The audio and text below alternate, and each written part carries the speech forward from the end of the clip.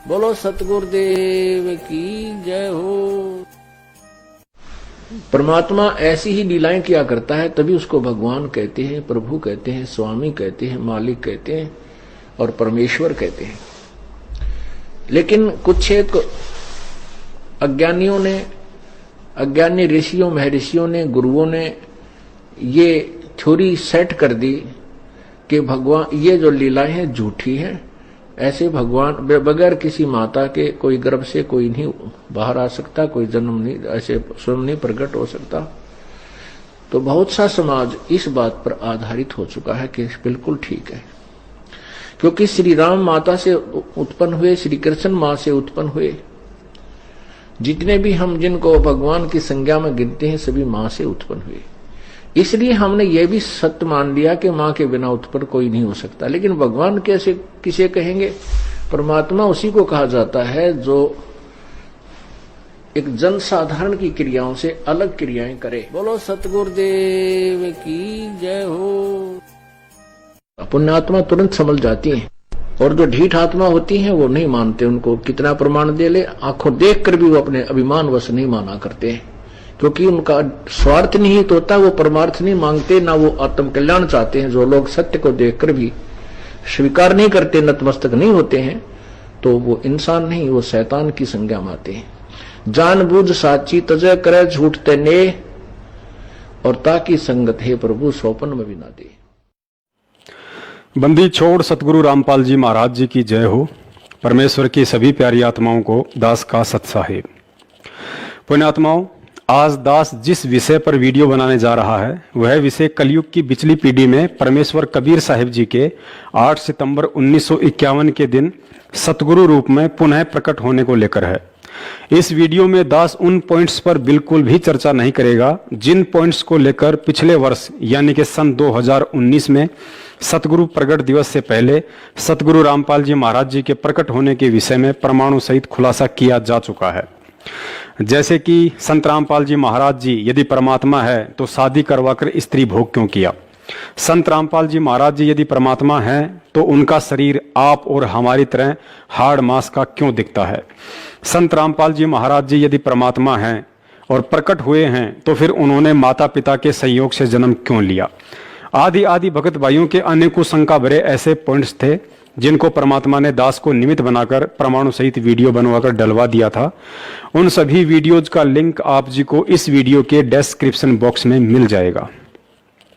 लेकिन आज सन 2020 में सतगुरु प्रगट दिवस से पहले हम जो बातें परम पूज्य सतगुरु रामपाल जी महाराज जी के 8 सितंबर 1951 के दिन गांव धनाना जिला सोनीपत हरियाणा में प्रकट होने के विषय में करने जा रहे हैं, उन्हें बहुत ही ध्यान से सुनने और फिर मनन करने की आवश्यकता है, वरना इतना बड़ा धोखा खा जाओगे उसके बाद कुछ भी खाने और खोने को बचेगा ही नहीं।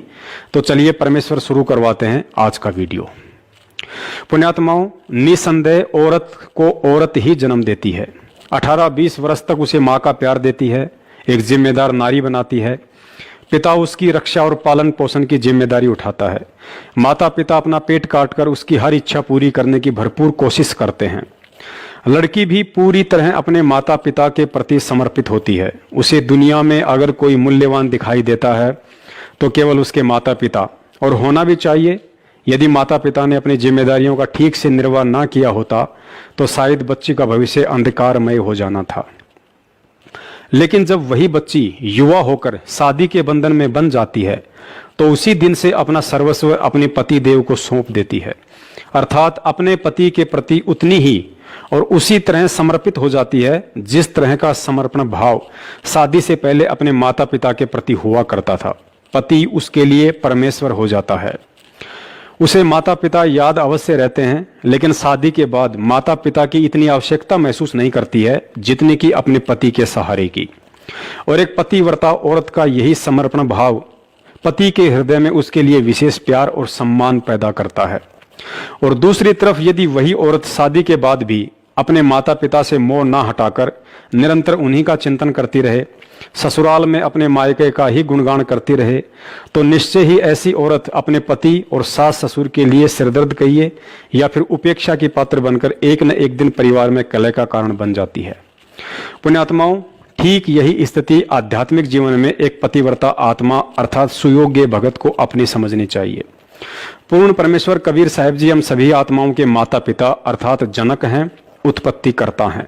84 लाख योनियों के चक्कर से बाहर निकालने के लिए मानव शरीर दिया और पालन पोषण के लिए सांसारिक माता पिता की व्यवस्था की। और जैसे ही हम आत्माएं शादी के लायक हुई अर्थात हमारा भक्ति संस्कार का समय आया तो अपने ही दूसरे स्वरूप सतगुरु के साथ सतनाम रूपी बंधन में बांध दिया और स्पष्ट आदेश भी दे दिया कि 7 दीप 9 खंड में गुरु से बड़ा ना कोई, करता करे ना कर सके, गुरु करे सो होय। अर्थात हे प्यारी आत्मा, जहां तक तेरे जीवन की डोर मेरे हाथ में थी वहां तक मैंने हर जिम्मेदारी को पूरा किया, लेकिन अब नाम दीक्षा के बाद तेरा मिलन सतगुरु के साथ हो गया है और सतगुरु से मिलन के बाद मेरा रोल खत्म हो जाता है। अब तेरे लिए इस 7 दीप और 9 खंड अर्थात 21 ब्रह्मांड में सतगुरु से बढ़कर और कोई नहीं है। आज के बाद मैं कर्ता अर्थात कबीर भगवान भी तेरी किस्मत का निर्णय नहीं कर सकूंगा। अब तो तेरा वर्तमान, भूत और भविष्य का फैसला सतगुरु के हाथ में है।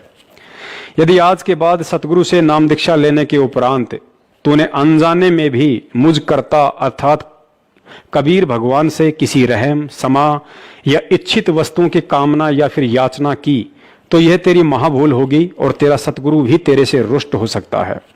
फिर कहते हैं, गुरु बड़े हैं गोविंद से, मन में देख विचार, हरि सुमरे सो रह गए और गुरु भजे हो पार। अर्थात ऊपर इतना कुछ जानने के बाद भी तुझे ये भली भांति समझ में आ जाना चाहिए कि सतगुरु से नाम दीक्षा के बाद गोविंद अर्थात कबीर के घर से तू पराई हो चुकी है। अब तेरा पति परमेश्वर सतगुरु है, उसकी खुशी में ही तेरी खुशी और उसकी इच्छा में ही तुझे राजी रहना होगा। और चाहे किसी भी प्रकार की सांसारिक डिमांड हो या आध्यात्मिक, उन सब के लिए मुझ कबीर से उम्मीद छोड़कर सतगुरु से ही लगानी होगी और मन में सदा यही दास भाव रखना होगा कि कुत्ता हूं गुरुदेव का, पवन दास का नाम, गले प्रेम की जेवड़ी, जहां खींचो तहां जाऊं, तो करो तो बावड़ू, दूर दूर करो तो जाऊं, जो राखो त्यो ही रहूं और जो देवो सो खाऊं। पुण्यात्माओं, कुछ आत्माओं को आज भी सच्चे सतगुरु की शरण और तत्व ज्ञान मिलने के बाद भी अपने कमजोर भक्ति संस्कार की वजह से सतगुरु और परमात्मा के बीच की रहस्यमय दूरी सदा खटकती रहती है। ऐसी आत्माएं सदैव सतगुरु और परमात्मा को 2 रूप में देखती हैं। उन्हें लगता है कि असल में परमात्मा तो वो है जो सतलोक में रहता है, जो 650 साल पहले बनारस में कबीर रूप में आए थे, और सतगुरु तो उनका कोई प्रतिनिधि, पैगंबर या संदेश वाहक होता है जो कुछ सीमित शक्तियों के साथ काल लोक में परमात्मा कबीर साहिब जी के आदेशों से उनकी आत्माओं को भक्ति मार्ग समझाने के लिए आता है। पुण्यात्माओं, भक्ति मार्ग में भगत की यही वो सबसे बड़ी भूल होती है जो बार बार सतगुरु की शरण मिलने के बाद भी उसे सतलोक नहीं जाने देती है।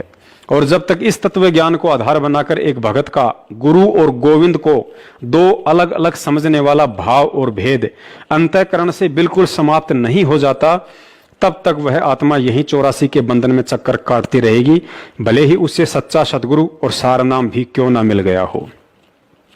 650 साल पहले जब परमेश्वर कबीर साहिब जी सतगुरु रूप में 120 वर्ष तक रहे तो बार बार यही संदेशा देते रहे कि गुरु गोविंद 2 नहीं भाई, और 2 समझे वो 2 जग जाही। 2 जग नरक को कहते हैं। आज भी संगत में से 90% भगत भाई बहन एक बहुत बड़ी गलती कर रहे हैं। हमें लगता है कि पूर्ण परमात्मा कबीर साहिब जी का असली स्वरूप एकमात्र वही दाढ़ी मूछ वाला है जिस स्वरूप में वह परमात्मा बनारस में 120 वर्ष तक लीला करके गए थे।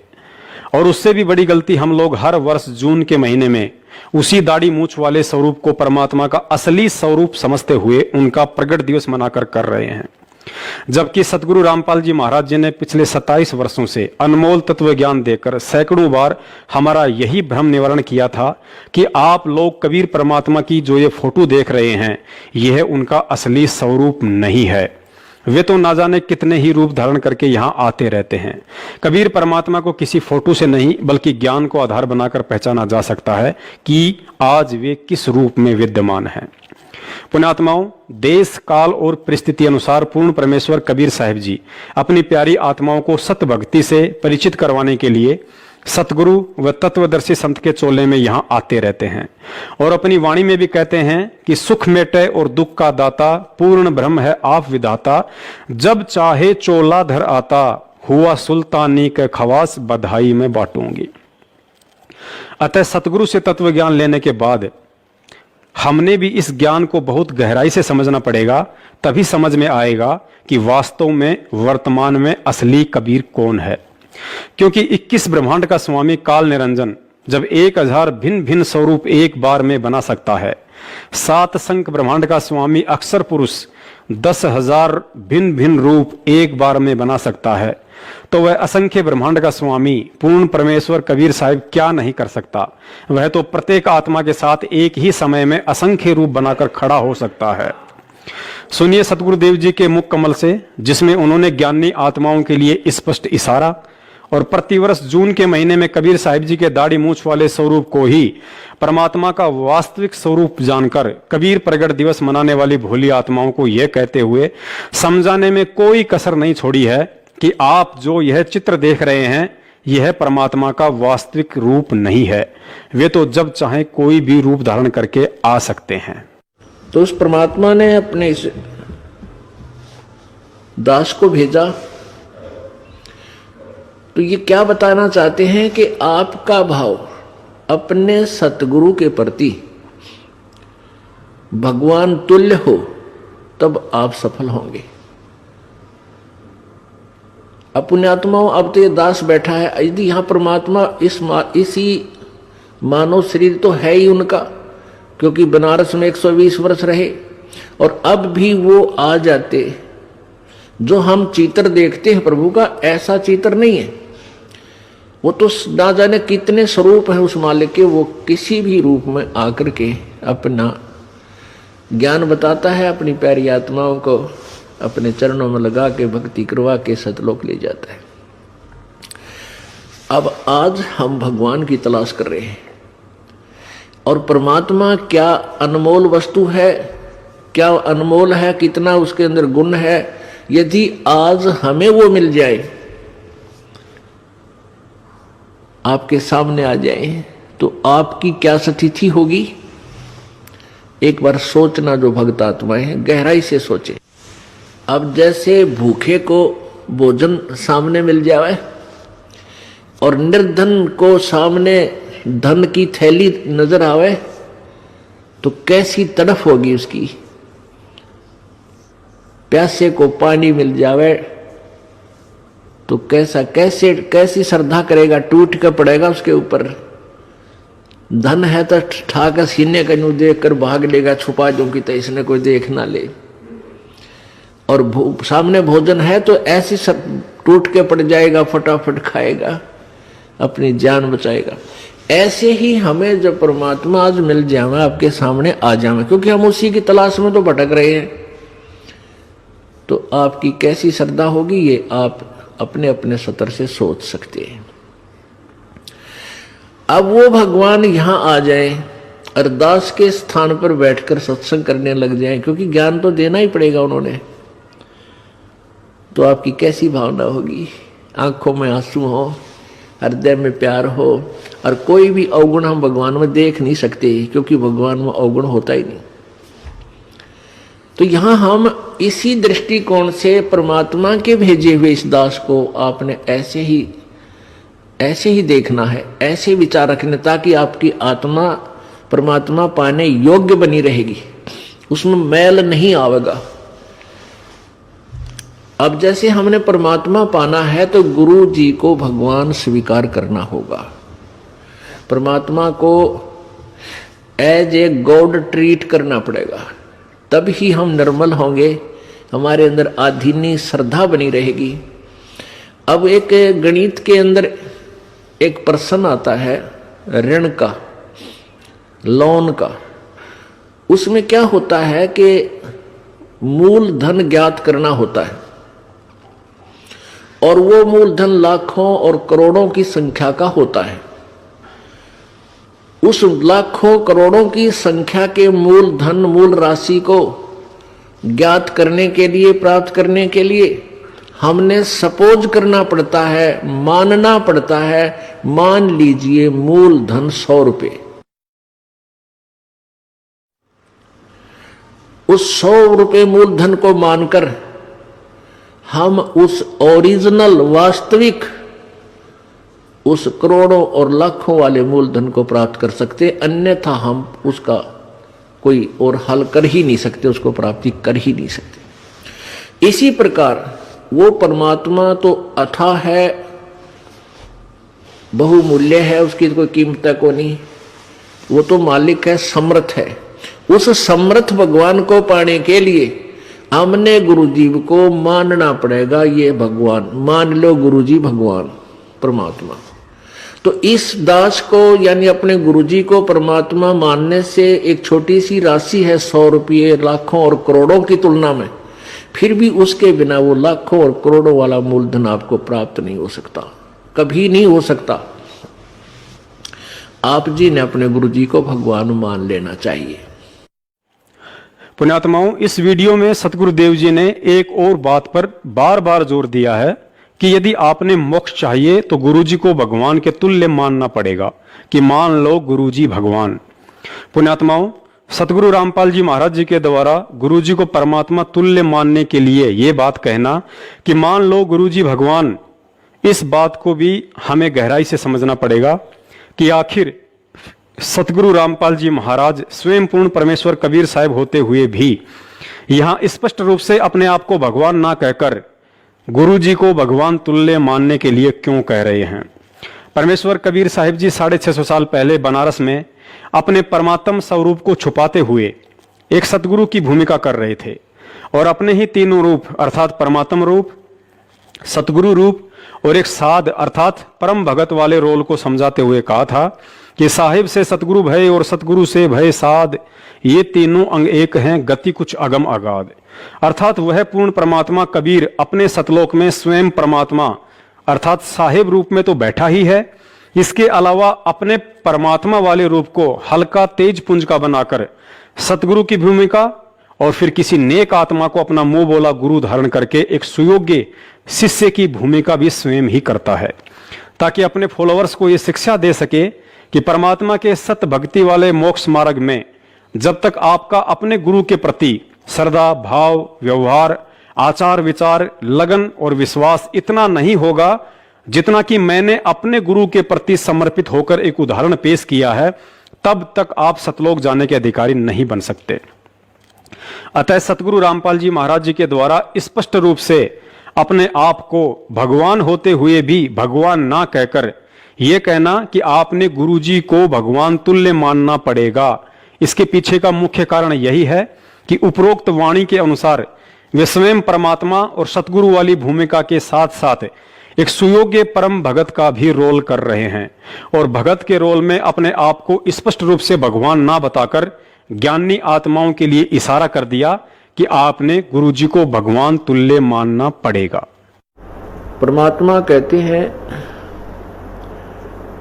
वो स्वयं ही यहाँ पर तत्वदर्शी संत बनकर आते हैं और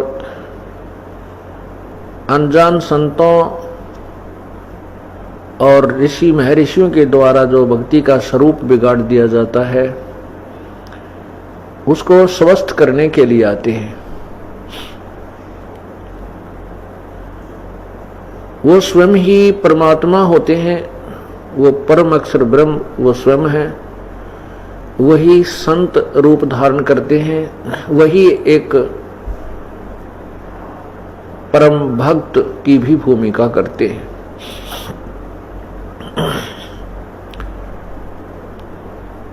वो हमारे लिए एक उदाहरण छोड़कर जाते हैं, अपनी अमृतवाणी सौ संवेद अपने मुखारविंद से वो इस तत्व ज्ञान का उच्चारण करके और एक अनमोल वस्तु हमारे को प्रदान कर जाते हैं। उसी तत्व ज्ञान में अर्थात सौ संवेद में क्या कहते हैं कबीर, राम बुलावा भेजिया दिया कबीरा रो, जो सुख है संत के संग में वो बैकुंठ में न हो।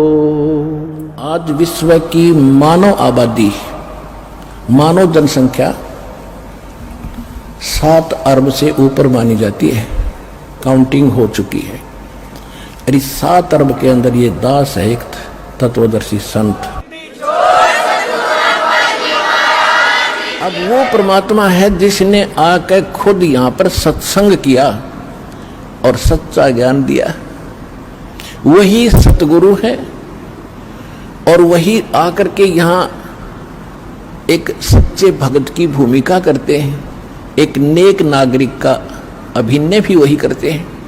अपना करके खाओ, जैसे राखे भगवान न्यों रहो, ज्यादा इस दौड़ धूप माया की संग्रह करने में अपना जीवन मत नसाओ, नाश ना करो। ये एग्जाम्पल दिया दाता ने, और जो ये भी उन्होंने प्रमाणित कर दिया कि जो सच्ची लगन से मुझे बजता है, संसार की दृष्टि में बेशक निर्धन दिखा है, पर भगवान की दृष्टि में सबसे धनवान है।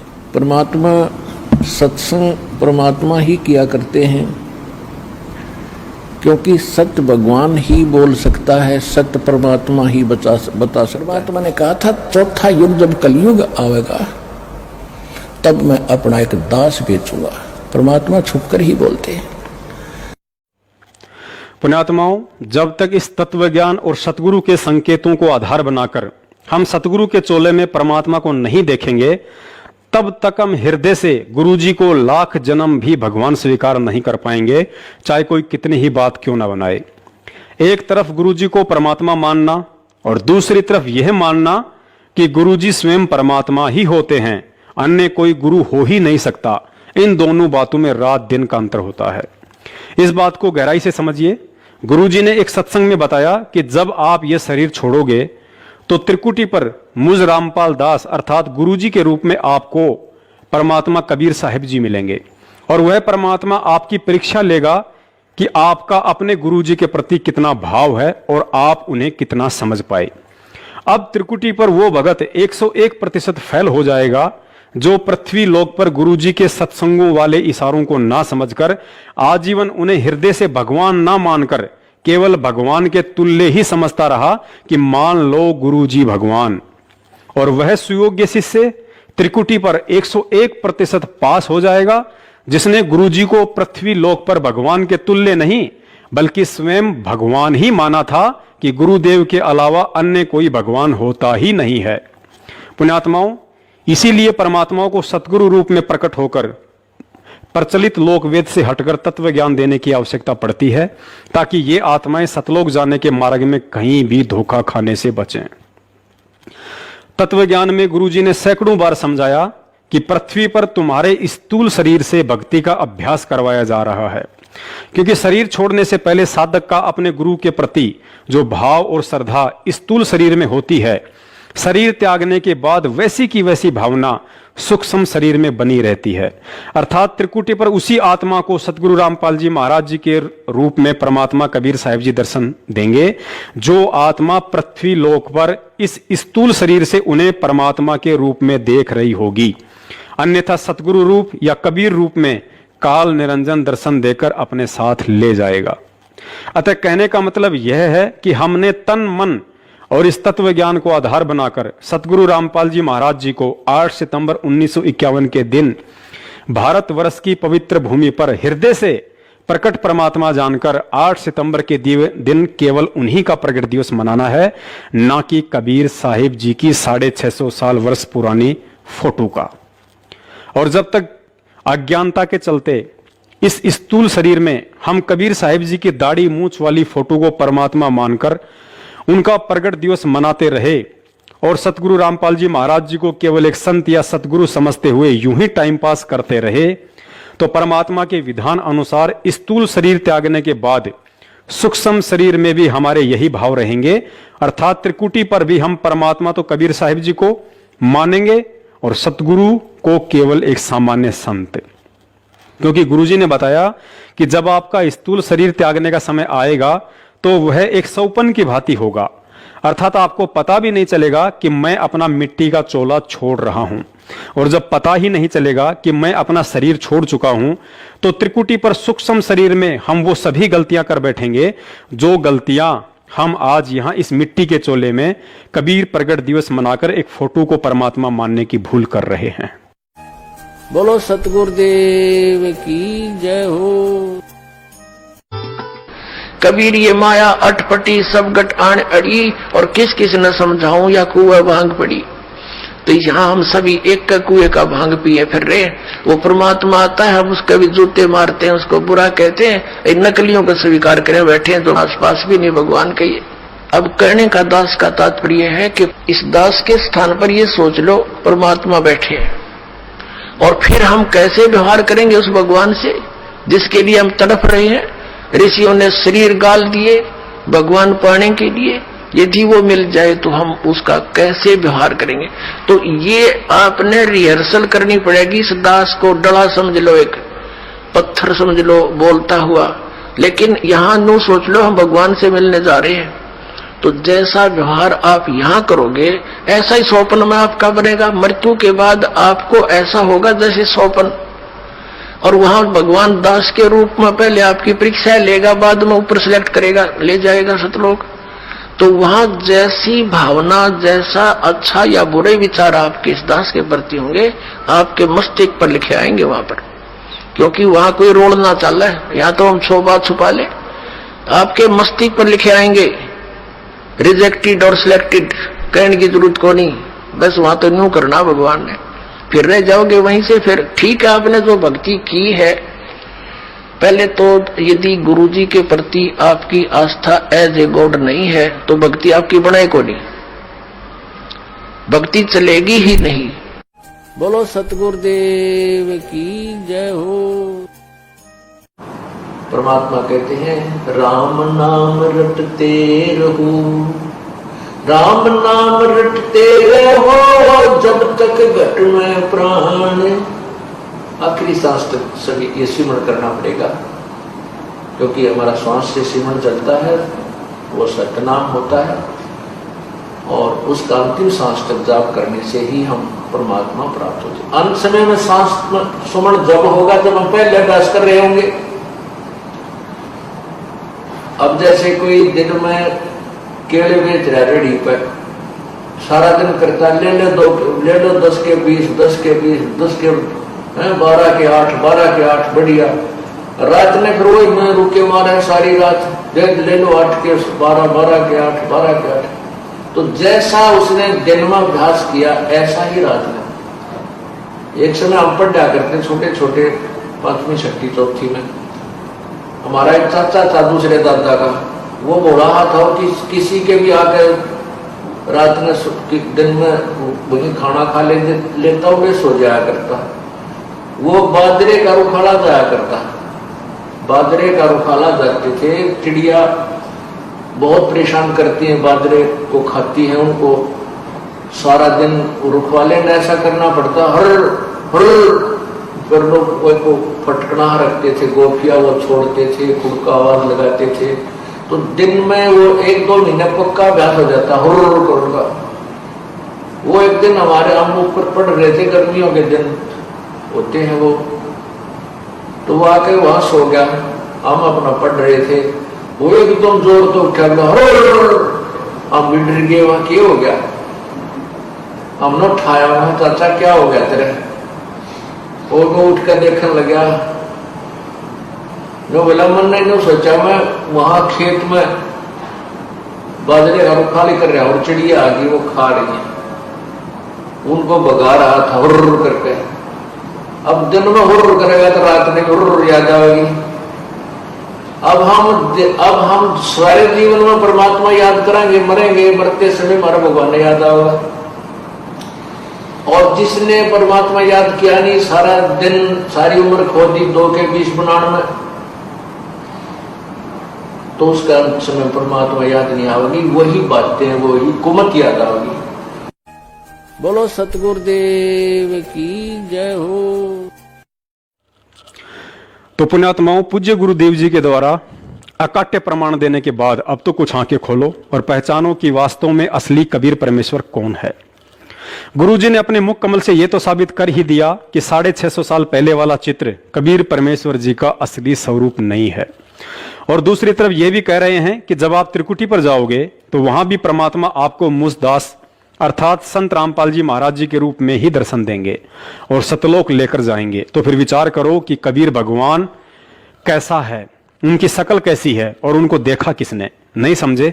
अरे भाई, सतगुरुदेव जी ने साबित कर दिया कि मैं ही परमात्मा कबीर साहिब हूं। यदि त्रिकुटी पर भी हमें वह कबीर परमात्मा सतगुरु रामपाल जी महाराज जी के ही रूप में दर्शन देंगे तो फिर विचार करने की बात है कि आज पृथ्वी पर उनके रूप में स्वयं कबीर परमात्मा ही हमारे सतगुरु बनकर हमें ज्ञान और भक्ति दे रहे हैं।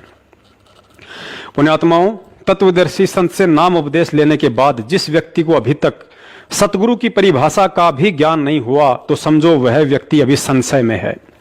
और संशय के विषय में गुरुदेव जी ने बताया कि संशय शोक सराय में सूतक दिन राती, जीवित जग में जूते पड़े फिर यम तोड़ेंगे छाती। अर्थात भक्ति मार्ग की किसी भी क्रिया में यदि आपको जरा भी संशय या शंका रह गई तो ना ही आपको वह शंका यहां चैन से जीने देगी और ना ही मरने के बाद मोक्ष प्राप्त होने देगी। अर्थात जीते जीतो कर्म की मार के जूते पड़ेंगे ही पड़ेंगे। शरीर त्यागने के बाद यमदूतों के हाथ लगोगे और तुम्हारी छाती तोड़ी जाएगी, अर्थात मुकदरों से पीटे जाओगे। सतगुरु की परिभाषा को समझाते हुए गुरुदेव जी ने बताया कि ना सतगुरु जननी जने जाके माना बाप, पिंड भ्रमण से रहित है ना वहां तीनों ताप। अर्थात जो सतगुरु होगा वह माता पिता से जन्म नहीं लेता है, वह प्रकट परमात्मा होता है तथा उनका शरीर तेज पुंज का होता है, पंच भौतिक नहीं। पुण्यात्माओं, परमेश्वर की वाणी कभी भी गलत सिद्ध नहीं हो सकती है। अतः उपरोक्त अमृत वाणी में सतगुरु की परिभाषा के अनुसार जो आत्माएं सतगुरु रामपाल जी महाराज जी को माता पिता से जन्म लिया हुआ मानती हैं तो ऐसी आत्माओं को कोई अधिकार नहीं है कि वे संत रामपाल जी महाराज जी को सतगुरु कहकर संबोधित करें और उनका झूठा जयकारा लगाएं कि बंदी छोड़ सतगुरु रामपाल जी महाराज जी की जय हो। और जो आत्माएं उन्हें माता पिता से जन्म लिया हुआ ना मानकर यदि प्रकट हुआ मानती हैं तो फिर ऐसी आत्माओं को कोई अधिकार नहीं है कि सतगुरु रूप में प्रकट परमात्मा संत रामपाल जी महाराज जी के अलावा कबीर जी की फोटो का कबीर प्रगट दिवस मनाएं। और यदि फिर भी मनाती हैं तो जाहिर सी बात है वे आत्माएं तत्व ज्ञान के अभाव में अभी तक गुरु और गोविंद अर्थात सतगुरु रामपाल जी महाराज और कबीर साहिब जी को दो अलग अलग रूप में देख रही हैं। और ऐसी आत्माओं के लिए परमात्मा ने अपनी वाणी में स्पष्ट कहा है कि गुरु गोविंद दो नहीं भाई, और दो समझे वो दो जग अर्थात नरक में जाही। गुरु और परमात्मा में कोई अंतर नहीं होता जब तक दो समझ कर चल। ऐसा कबीर साहब कहते हैं वो कुत्ते की दुनिया उतार। गुरु परमात्मा स्वरूप समझना चाहिए जिसने आपको वो अनमोल चीज दी जिससे आपकी 84 मिटेगी। तो कहते हैं हरि के रूठे कबीर गुरु जय रूस जा, हरि जय रूस जा तो गुरु की शरण में जा, और कबीर गुरु जय रूस जा फिर हर नहीं करे सहा।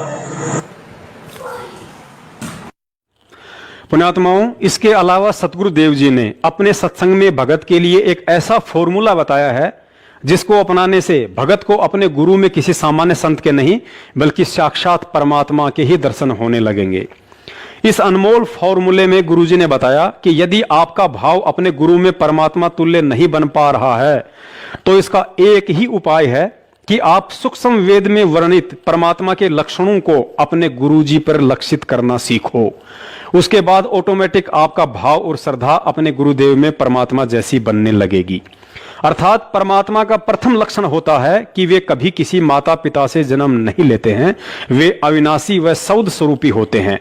अतः आपने परमात्मा का यह लक्षण अपने गुरुदेव पर लक्षित करके फिर उन्हें उसी दृष्टि से देखना है कि मेरे गुरुदेव पूर्ण परमात्मा है जो किसी माता पिता के गर्भ से नहीं बल्कि 8 सितंबर 1951 के दिन भारतवर्ष की पावन भूमि पर 650 साल पहले धर्मदास जी से किए वायदे अनुसार कलयुग की इस बिचली पीढ़ी में हम जीव आत्माओं के उद्धार के लिए प्रकट हुए। लीला वह परमात्मा ऐसे ही करता है ताकि काल भी भ्रमित होकर उन्हें पहचान ना सके। फिर हम तुच्छ बुद्धि जीवों की तो औकात ही क्या। लेकिन सतगुरु के चोले में वह प्रकट परमात्मा अपने बच्चों को यह विशेष मूल ज्ञान देकर फिर स्वयं ही अपनी पहचान करवाता है कि चरम दृष्टि से माता पिता के सहयोग से जन्म लेकर आया हुआ सतगुरु रूप में मैं कबीर परमात्मा तुम्हारी तरह जन्म लेकर नहीं बल्कि प्रकट होकर अपना तत्व ज्ञान प्रचार करता हूं, क्योंकि पूरी पृथ्वी पर एक समय में केवल एक ही सतगुरु होता है और उस एकमात्र सतगुरु की भूमिका स्वयं वह कबीर परमात्मा ही कर सकता है, अन्य कोई भी करने में समर्थ नहीं होता है। अतः इस भाव से जब हम विचार करेंगे तो अंत में यही पाएंगे कि मैं जिस महापुरुष संत रामपाल जी महाराज जी को सतगुरु कहकर संबोधित करता हूं वह कोई और नहीं बल्कि स्वयं सतलोक का राजा कबीर परमात्मा है। सुनिए सतगुरुदेव जी के मुख कमल से, जिसमें वे स्पष्ट संकेत कर रहे हैं कि जब तक आप परमात्मा के लक्षणों को अपने गुरुजी पर लक्षित नहीं करोगे तब तक आपका वो भाव नहीं बन सकता जिस भाव से सतलोक की प्राप्ति होती है। लेकिन आपके लिए परमात्मा का विधान है, गुरु गोविंद कर जानियो और रहियो शब्द समाए, मिले तो दंडवत बंदगी नहीं पल पल ध्यान लगावे, कि गुरु को भगवान मानकर चलना और रहियो शब्द समाए। शब्द समाये रखना मतलब जो उसने मंत्र दिया है वो सत मंत्र सतनाम यानी सत भक्ति, उसमें लीन रहना, गुरु जी को भगवान मानना और जो उपदेश मंत्र दिया है उसमें समाये रहना, उसकी भक्ति पर ज्यादा ध्यान रखना। और जब भी मिले तो दंडवत बंदगी, जहां मिले वहां दंडवत प्रणाम करना, और नहीं मिल पाते हो जैसे घर पे तो पल पल ध्यान लगावे। यानी परमात्मा के गुणों को अपने गुरु जी के ऊपर लक्षित करे और फिर आपका भाव बनेगा, एक प्यार जागेगा इस दास के प्रति जैसा इस काल के प्रति जाग्या था, और वही कसक आपकी इस दास के प्रति होगी तभी हम वहां चलेंगे। जिस कसक के साथ हम वहां डटे नहीं डटे, तो ऐसा ही भाव अब हम कैसे भावित होते हैं, जैसे एक हीरो या हीरोइन नकली बात बना के, एक तो उसने पढ़ावा है फिर वो बोल रहा है, उसके एक दो डायलॉग पर हम आसक्त हो जाते हैं, ओहो बड़ा क्या बात कही, बड़ा सुंदर बोला, और यहाँ दास ने ऐसा पिटारा खोल दिया इन बोलों का वचनों का। तो इस आधार से भी आपने प्रभावित होना चाहिए, जब आपकी आत्मा निर्मल हो जाएगी। कमाल कर दिया गुरु जी ने, तो ऐसे निर्णय करके ज्ञान दे दिया। तो हमने ऐसे प्रभावित होना है और आसक्त होना है उस परम पिता पर इस दास के माध्यम से। ये रिहर्सल आपकी फिर ऊपर जाके काम आवेगी जो आप यहां करोगे। बोलो सतगुरुदेव की जय हो। पुण्यात्माओं, परमेश्वर का तत्व ज्ञान कहता है कि किसी संत के द्वारा अपने आप को सतगुरु कहलवाना कोई साधारण बात नहीं होती है। आज गुरुदेव के संकेतों को समझना तो कोसों दूर की बात हो गई, क्योंकि संगत में से ही 90% लोग अपनी अंतरात्मा से यह कतई मानने को तैयार नहीं हैं कि सतगुरु रामपाल जी महाराज 8 सितंबर 1951 के दिन प्रकट हुए होंगे। और यही कारण रहा कि आज तक चंद सतसेवकों के अलावा किसी ने भी सतगुरु रामपाल जी महाराज जी का प्रकट दिवस नहीं मनाया, क्योंकि 90% भाई बहन आज भी उन्हें इंद्रो माई के गर्भ से जन्म लिया हुआ ही मानते हैं। चंद सतसेवकों को निमित्त बनाकर परमात्मा के द्वारा सैकड़ों बार सतलोक आश्रम मैनेजमेंट हरियाणा के पीछे निपट अंधी होकर भेड़ चाल में मस्त संगत को अवगत करवाने के बाद भी कबीर प्रगट दिवस मनाकर अपनी अज्ञानता और मूर्खता का बार बार प्रमाण दे रही पढ़ी लिखी संगत के बंद आंख नाक कान खोलने के लिए इस वीडियो में सतगुरु रामपाल जी महाराज जी ने 8 सितंबर 1951 के दिन स्वयं के प्रकट होने के विषय में खुलकर संकेत करते हुए कहा है कि परमात्मा जब आए थे तो उनकी विलक्षण देह थी। फिर कहा कि विलक्षण थी और है भी का अर्थ है कि आज भी है। फिर आगे कहा कि 650 साल पहले भी परमात्मा प्रकट था और आज भी है। पुण्यात्माओं, सतगुरुदेव जी के इस शब्द को ध्यान से सुनना कि आज भी प्रकट है। अके नाम कहा नहीं जाई, इसको बोलना नहीं है, इसको बोल के जाप नहीं करना, सुरत से जाप करना है। ये बोल के सुना दिया लेकिन इसका जाप बोल के नहीं होगा, इसलिए अकय कहा है। विधेय इसलिए कहा इसको कि जैसे परमात्मा का भी शरीर था और धर्मदास का भी शरीर था, लेकिन परमात्मा विधेय कहा करते, विलक्षण देही थी उनकी, साकार हैं, थे भी है भी, उस समय प्रकट थे, अब भी है। और इसी प्रकार इस मंत्र को विधेय मंत्र का। पुण्यात्माओं, एक और बात पर गहन विचार करो। आज हम जितने भी भगत हैं सब के सब पूज्य या परम पूज्य शब्द केवल सतगुरु रामपाल जी महाराज जी और कबीर साहिब जी के आगे ही क्यों लगाते हैं, जबकि परम अक्षर ब्रह्म के अवतार तो आदरणीय गरीबदास जी महाराज जी से लेकर सत सुकृत ऋषि तक सभी महापुरुष थे। उन सभी रूपों में भी तो स्वयं कबीर साहिब ही आए थे, फिर वे हमारे लिए आज पूज्य क्यों नहीं है? क्योंकि सतलोक में कबीर शब्द परमेश्वर का असली नाम है, इसलिए हम इस शब्द के आगे पूज्य शब्द लगाते हैं। और वही कबीर सतगुरु रामपाल जी महाराज जी के रूप में आज हम सबके सामने प्रत्यक्ष है, जिनसे हमारा पूर्ण मोक्ष संभव है। इसलिए हम सतगुरु रामपाल जी महाराज शब्द के आगे भी पूज्य शब्द लगाते हैं। जबकि गरीबदास जी महाराज करुणामय, मुनिंद्र या सतसुकृत, ना ही तो ये नाम परमात्मा के वास्तविक नाम है और ना ही उन महापुरुषों से हमारा मोक्ष हुआ। वे केवल उन आत्माओं के लिए उस समय परम पूजनीय थे जिस समय वे उनके सतगुरु रूप में पृथ्वी पर विद्यमान थे। अतः वर्तमान में वे सभी महापुरुष हमारे लिए आदरणीय हैं, ना कि पूजनीय। इसके अलावा पुण्यात्माओं, हम रोज संध्या आरती करते हैं और संध्या आरती के अंत में गुरुदेव भगवान का अंग आता है, यानी हम अपने गुरुदेव के सन्मुख उनसे प्रार्थना करते हैं और कहते हैं कि अवगुण किए घनेरे फिर भी भले बुरे हम तेरे, दास को जान के निपट नादान मोहे बख्श दियो अविनाशी। अर्थात हम रोज सतगुरु रामपाल जी महाराज जी को अविनाशी कहकर उनसे प्रार्थना करते हैं कि हे अविनाशी गुरुदेव, आपके विधान और तत्व ज्ञान से अपरिचित होने के कारण इस दास ने बहुत अवगुण किए हैं। अतः अनजाने में हुए उन अवगुणों के लिए मुझ दास को बख्शने की कृपा करें।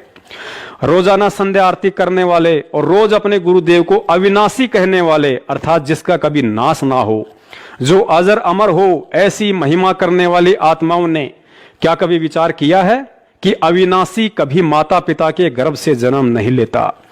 जिसने पूरी दुनिया की माताओं को अपने शब्द से उत्पन्न किया हो, फिर भला दुनिया में ऐसी कौन सी मां है जो उस अविनाशी सतगुरु रामपाल जी महाराज जी अर्थात कबीर साहिब जी को एक सेकंड के लिए भी अपने कोख में रखने में समर्थ हो? पुण्यात्माओं, जो गलती आज से 250 साल पहले आदरणीय गरीबदास जी महाराज जी को लेकर छुड़ाने वाले कर चुके हैं, वो गलती आज हमने भूलकर भी नहीं दोहरानी है।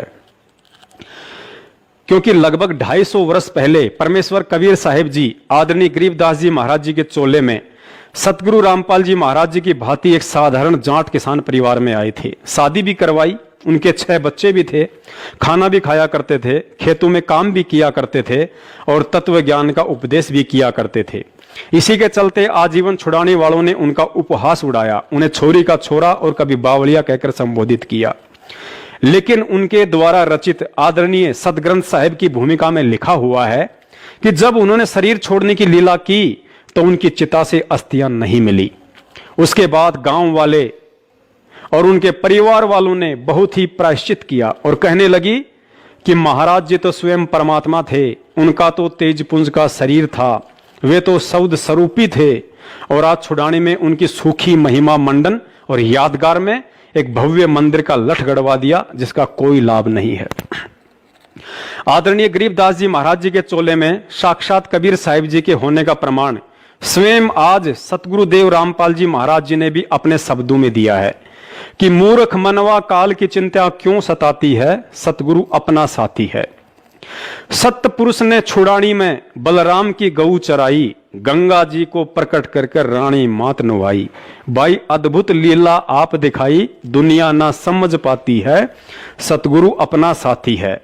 अर्थात सत्य पुरुष यानी कि स्वयं कबीर साहिब जी ने ही गरीबदास बालक रूप में बलराम जी की गऊ चराने की अद्भुत लीला की थी, लेकिन दुनिया उन्हें समझ नहीं पाई। तो पुण्यात्माओं, आप अपना आंकलन स्वयं कर लेना कि कहीं आप भी सतगुरु रामपाल जी महाराज जी को आदरणीय गरीबदास जी महाराज जी के गांव और परिवार वालों की तरह इंद्रो माई का बेटा, अनारो माई का पति, अंजू मंजू का पापा और महेंद्र का भाई मानकर गलती तो नहीं कर रहे हैं? कहीं ऐसा तो नहीं कि आज इस अविनाशी प्रकट परमात्मा सतगुरु रामपाल जी महाराज जी के रहते सहते तो कबीर जी की फोटो का प्रकट दिवस और कल को उनके सतलोक जाने के बाद फिर मूर्खों की भांति ये कहकर कि सतगुरु रामपाल जी महाराज जी तो पूर्ण परमात्मा थे, उनका तेजपुंज का शरीर था, हमें हर साल 8 सितंबर को उनका प्रगट दिवस मनाना चाहिए, उनके नाम से बरवाला में एक बहुत बड़े मंदिर का लठ गड़वाना चाहिए। अगर आपने इतने प्रमाण देखकर भी उनको जीते जी पहचान कर 8 सितंबर के दिन सतगुरु प्रगट दिवस नहीं मनाया तो धिक्कार है आपके इस मानव जीवन पर। मूर्ख से मूर्ख इंसान जिसे भयंकर भूख लगी हो, ऐसी स्थिति में यदि उसके सामने एक थाली में आम और दूसरी थाली में मिट्टी से बनी आम की मूर्ति या आम का चित्र रख दिया जाए तो वह मूर्ख से मूर्ख व्यक्ति भी अपनी भूख शांत करने के लिए ओरिजिनल आम ही खाएगा, ना कि मिट्टी से बना आम या फिर आम का चित्र। तो जिन पुण्य आत्माओं को कलयुग की इस बिसली पीढ़ी में मोक्ष की भूख है, जिन्हें सतलोक जानने की तड़प है, उस आत्मा के सामने एक तरफ साक्षात गुरु खड़ा हो और दूसरी तरफ गोविंद का चित्र रख दिया जाए और कहे कि आप पहले किसका प्रगट दिवस मनाओगे, किसकी पूजा करोगे, ऐसी स्थिति में समझदार आत्मा तो तुरंत परमात्मा का विधान याद कर लेगी कि 7 दीप 9 खंड में गुरु से बड़ा ना कोई, करता करे ना कर सके, गुरु करे सो होए। कबीर गुरु गोविंद दोनों खड़े, कांके लागू पाए, और बलिहारी गुरु आपना जिन गोविंद दियो बताए। लेकिन तत्व ज्ञान लेने के बाद भी 90% भाई बहन उस 650 साल पुराने कबीर जी के चित्र को परमात्मा समझकर उसका प्रगट दिवस मना रहे हैं, जिसके विषय में सतगुरुदेव जी ने अपने सत्संग में स्पष्ट कर दिया कि आप जो ये चित्र देख रहे हैं ये प्रभु का असली चित्र नहीं है, वे तो ना जाने कितने ही स्वरूप धारण करके यहां आते रहते हैं। जो हम चित्र देखते हैं प्रभु का, ऐसा चित्र नहीं है। वो तो ना जाने कितने स्वरूप है उस मालिक के, वो किसी भी रूप में आकर के अपना ज्ञान बताता है, अपनी प्यारी आत्माओं को अपने चरणों में लगा के भक्ति करवा के सतलोक ले जाता है। पुण्यात्माओं, जब परमेश्वर कबीर साहिब जी अपनी प्यारी आत्माओं को सतलोक ले जाने के लिए सतगुरु रूप में इस पृथ्वी पर आते हैं तो उस स्थिति के विषय में आदरणीय गरीबदास जी महाराज जी ने बेहद कलम तोड़ व्याख्या की है। और यदि आज सतगुरु रामपाल जी महाराज जी से अनमोल तत्व ज्ञान लेने के बाद भी हमने इन वाणियों के मर्म को सही से नहीं जाना तो जाहिर सी बात है भगत होकर भी हम कुत्ते की योनि में जाने से स्वयं वह परमात्मा भी नहीं बचा पाएगा। वाणी है, कबीर गुरु को मानुष जो गिने, करे चरणा अमृत को पान, ते नर नरक में जाएंगे, जन्म जन्म होए समान। वाणी एक बार फिर ध्यान से सुन लीजिए। कबीर गुरु को मानुष जो गिने, करे चरणा अमृत को पान, ते नर नरक में जाएंगे, जन्म जन्म होवे समान। सबसे पहले तो यह समझना अति आवश्यक है कि आदरणीय गरीबदास जी महाराज जी की यह वाणी स्पेशल उन आत्माओं के लिए है जो वर्तमान में सतगुरु रामपाल जी महाराज जी से नाम दीक्षित हैं, ना कि भक्ति मार्ग से अनजान सांसारिक व्यक्तियों के लिए। महाराज जी ने समझाया कि जो व्यक्ति पूर्ण तत्वदर्शी संत से ज्ञान समझकर उन्हें अपना सतगुरु धारण कर चुका है तथा नियमानुसार चरणा अमृत भी पी रहा है, और इसके बावजूद भी यदि वह भगत अपने सतगुरु को केवल एक संत और परमात्मा किसी अन्य को मानता है तो वह व्यक्ति भले ही पूर्ण तत्वदर्शी संत की शरण में है, सत भक्ति मंत्रों का जाप भी कर रहा है और चरणा अमृत भी पी रहा है, लेकिन अंत में शरीर छोड़ने के बाद सतलोक की नहीं बल्कि कुत्ते की योनि प्राप्त करेगा। और इसमें कोई संशय नहीं है कि आज पूर्ण तत्वदर्शी संत सतगुरु रामपाल जी महाराज जी से तत्व ज्ञान लेकर तथा उनसे नाम दीक्षा प्राप्त करके रोजाना चरणा अमृत का सेवन करने वाले 90% वे भगत भाई बहन जो हर साल कबीर प्रगट दिवस मनाते हैं, सारे के सारे अभी भी इतने प्रमाण देखकर कबीर प्रगट दिवस मनाने वाली अपनी महाभूल के लिए सतगुरुदेव जी से हृदय से दंडवत क्षमा याचना नहीं की तो मरणोपरांत फिलहाल कुत्ते का ही शरीर प्राप्त करने की दिशा में आगे बढ़ रहे हैं। पुण्यात्माओं, भले ही ये बात आपको बुरी लगे लेकिन यही सत्य है, क्योंकि ये विचार आदरणीय गरीबदास जी महाराज जी के हैं जो 100% सत्य हैं, और यही विचार उस समय 100% से 1000% सत्य हो जाते हैं जब पूर्ण तत्वदर्शी संत सतगुरु रामपाल जी महाराज जी गरीबदास जी महाराज जी की इस वाणी का ज्यों का त्यों अपने शब्दों में समर्थन कर देते हैं। तो अपने भ्रम निवारण के लिए देखिए, स्वयं सतगुरु रामपाल जी महाराज जी द्वारा सन 2013 में रचित एक पुस्तक यथार्थ भक्ति बोध का सरलार्थ के पेज नंबर 48 पर वाणी संख्या 10 में वाणी है, कबीर गुरु को मानुष जो गिने, करे चरणामृत को पान, ते नर नरक में जावेंगे, जन्म जन्म होए समान।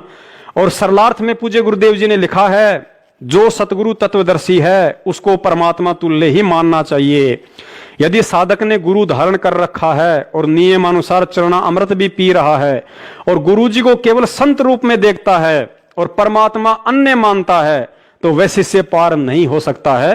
पार नहीं हुआ तो श्वान यानी कुत्ते आदि के शरीर प्राप्त करेगा। कलयुग की इस बिचली पीढ़ी में देखा देखी भेड़ चाल में मस्त होकर कबीर प्रगट दिवस मनाने वाली आत्माओं से प्रार्थना है, सतगुरु रामपाल जी महाराज जी द्वारा किए गए इस वाणी के सरलार्थ की बीच वाली 2 लाइनों पर जमकर आंखें टिका दो।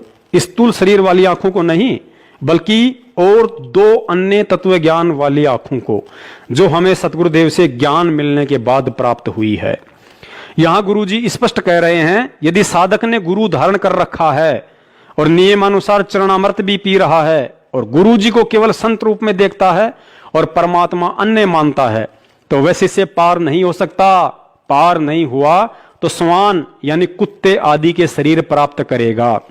अब समझदार भगत स्वयं विचार कर ले कि पूर्ण तत्वदर्शी संत सतगुरु रामपाल जी महाराज जी से तत्व ज्ञान लेकर और ये भली बाती जानकर कि तत्वदर्शी संत की भूमिका स्वयं परमात्मा कबीर साहिब ही करते हैं, इसके बावजूद भी संत या गुरु रूप में प्रकट परमात्मा के अलावा यदि भगत किसी अन्य को परमात्मा मानकर उनका प्रगट दिवस मनाता है, तो यहां स्पष्ट है कि वह भगत अभी भी अपने सतगुरु को केवल एक संत और परमात्मा किसी अन्य को अर्थात उसी को मानता है जिसका वह प्रगट दिवस मनाता है। तो आदरणीय गरीबदास जी महाराज जी की इस वाणी और सतगुरु रामपाल जी महाराज जी के द्वारा इस वाणी के सरलार्थ अनुसार निश्चय ही ऐसा भगत शरीर छोड़ने के बाद कुत्ते की योनि प्राप्त करने वाला है। दास ये नहीं कह रहा कि कबीर जी परमात्मा नहीं है, परमात्मा तो सकल सृष्टि में अकेले कबीर साहिब ही हैं। लेकिन यदि वह कबीर आज आपके गुरु का रूप धारण करके आपके सामने प्रत्यक्ष है, तो फिर उसी कबीर की 650 साल पुरानी एक फोटो को परमात्मा मानकर उसका प्रगट दिवस मनाना क्या आपके द्वारा अपने ही गुरु की तौहीन नहीं है? पुण्यात्माओं, गुरु और परमात्मा के बीच के इस भेद को मिटाने के लिए ही वह परमात्मा इस पृथ्वी पर सतगुरु बनकर तत्व ज्ञान की बारिश करता है, ताकि आप और हम उन्हें आसानी से पहचान लें कि गरीब निर्गुण सरगुण एक है, दूजा ब्रह्म विकार, निर्गुण साहिब आप हैं और सरगुण संत विचार। अर्थात निर्गुण रूप में सतलोक में विराजमान वह कबीर परमात्मा उस समय सरगुण अवस्था में आ जाता है जब वह अपनी आत्माओं को तत्व ज्ञान देने के लिए पृथ्वी आदि लोक लोकांतरों पर एक संत या गुरु की भूमिका में तत्व ज्ञान प्रचार करता है। परमेश्वर जी ने बताया कि आदरणीय धर्मदास जी व नानक साहिब जी सहित अनेकों आत्माओं का निर्गुण सरगुण को लेकर नकली संतों द्वारा पैदा किया गया भ्रम उस समय समाप्त हो गया जब उन आत्माओं ने सतलोक के सिंहासन पर अन्य तेजोमय रूप में उसी महापुरुष को बैठा पाया, जो महापुरुष एक साधारण संत के रूप में उनका गुरु बनकर उन्हें नीचे से सतलोक लेकर गया था। उसके बाद तो उन आत्माओं में शंका की कोई गुंजाइश ही नहीं रही। और जब यही नजारा सतलोक में आदरणीय गरीबदास जी महाराज जी ने भी देखा, तो नीचे आकर कलयुग की वर्तमान बिचली पीढ़ी वाली हम अज्ञानी आत्माओं का मोत या बिंद हटाने के लिए अपने ग्रंथ साहिब में लिखा था कि गुरु को मानुष जो गिणे करे चरणा अमृत को पान, ते नर नरक में जाएंगे जन्म जन्म होए समान। पुण्यात्माओं, एक विशेष विचारणीय बात और है, जिस तरह आज स्वयं वह कबीर परमात्मा एक संत अर्थात सतगुरु रामपाल जी महाराज जी के रूप में आकर और अपने आप को छुपाते हुए यह कहकर कि मैं तो उस कबीर परमात्मा का भेजा हुआ पैगंबर हूं, संदेश वाक हूं, परमात्मा तो कबीर साहिब हैं जो सतलोक में रहते हैं। ठीक इसी प्रकार जब यही परमात्मा जिंदा महात्मा यानी एक संत रूप में आदरणीय धर्मदास जी, नानक साहिब जी, गरीबदास जी व मलुकदास जी सहित दादू जी को मिले, तो उन्हें भी यही कहा करते थे कि भाई मैं तो उस परमात्मा का भेजा हुआ नुमाइंदा हूं, परमात्मा तो सत्य पुरुष है जो सतलोक में रहता है। और साथ में यह भी बताया कि वह परमात्मा सतयुग में सत्सुकृत, त्रेता में मुनिंद्र और द्वापर युग में करुणामय ऋषि के रूप में एक तालाब पर कमल के विकसित फूल पर प्रकट हुआ था। उनकी परवरिश कंवारी गायों के दूध से हुई थी। लेकिन इसके बावजूद उन आत्माओं ने कभी भी ऋषि करुणामय, ऋषि मुनिंद्र का प्रगट दिवस नहीं मनाया, क्योंकि सतलोक देखने के बाद जैसा कि पहले ही बताया जा चुका है कि उन सभी आत्माओं का भ्रम निवारण हो चुका था कि कौन मुनिंद्र और कौन करुणामय। जो भी कुछ है वो केवल यही है जो आज हमारी पकड़ में है और जिसने सतगुरु रूप में आकर हमें नाम दीक्षा दी है और आत्म कल्याण का मार्ग बताया।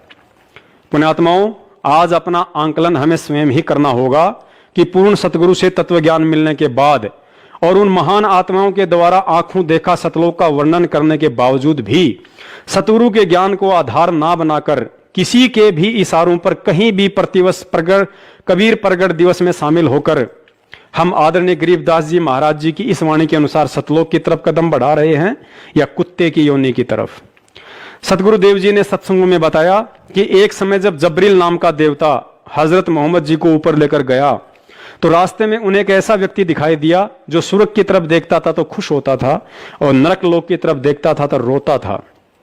हजरत मोहम्मद जी के पूछने पर जबरील ने बताया कि यह बाबा आदम है, स्वर्ग में इसके नेक बच्चे हैं जिन्हें देखकर यह खुश होता है और नरक में भी इसी के नालायक बच्चे हैं जिन्हें देखकर यह रोता है। तो पुण्यात्माओं, आज वो हालत हम नीच आत्माओं की वजह से हमारे सतगुरु देव जी की हो रही है। कलयुग की पिछली पीढ़ी में हमें मानव जन्म देकर सतगुरु रूप में वह परमात्मा खुश होता है और बार बार हमें पुण्यात्माओं शब्द से संबोधित करता है, तो दूसरी तरफ वह परमात्मा तत्व ज्ञान की इतनी बारिश करने के बाद भी हमारी भेड़ चाल को देखकर सत्संग करते करते रोने भी लगता है, क्योंकि पिता होते हुए भी उसे अपने पिता होने के सैकड़ों प्रमाण देने पड़ रहे हैं। लेकिन इसके बावजूद भी हम मूर्ख प्राणी इतना भी नहीं समझ पा रहे कि हमारा असली पिता एक 650 साल पुरानी फोटो है या जो 8 सितंबर 1951 के दिन साक्षात प्रकट होकर पिछले 27 वर्षों से अपने तत्व ज्ञान रूपी शब्द दूध की खीर खिला रहा है, वो है। पुण्यात्माओं, हमारी बुद्धि इतनी मलिन हो चुकी है कि हम केवल उसी तरह से प्रकट रूप को परमात्मा मानते हैं जिस रूप में वह परमात्मा शिशु रूप धारण करके कमल के फूल पर प्रकट होता है। लेकिन क्या हमने कभी सतगुरु देव जी के सत्संगों को गहराई से सुनकर विचार किया है जिसमें उन्होंने स्पष्ट संकेत किया हुआ है कि परमात्मा जिस उद्देश्य को लेकर यहां प्रकट होते हैं उसे पूरा करके ही जाते हैं। अब हमने इन 4 पंक्तियों को बहुत ही गहराई से समझना पड़ेगा कि परमात्मा जिस उद्देश्य को लेकर यहां प्रकट होते हैं उस उद्देश्य को पूरा करके ही जाते हैं। सतयुग, त्रेता, द्वापर और कलयुग में परमात्मा कबीर साहिब जी शिशु रूप में एक विकसित कमल के फूल पर प्रकट होने की लीला मात्र इसलिए करते हैं क्योंकि वेदों में परमात्मा के शिशु रूप में प्रकट होने वाली उस महिमा को यथावत बनाए रखना होता है। यानी कि वेदों में परमात्मा के सशरीर प्रकट होने का जो वर्णन है उसे एक उदाहरण पेश करके सिद्ध करना होता है, ताकि कलयुग की इस वर्तमान बिचली पीढ़ी में जब वह परमात्मा किसी साधारण से दिखने वाले मनुष्य रूप में प्रकट होकर तत्व ज्ञान प्रचार करे तो हम अपने पिता को आसानी से पहचान सकें।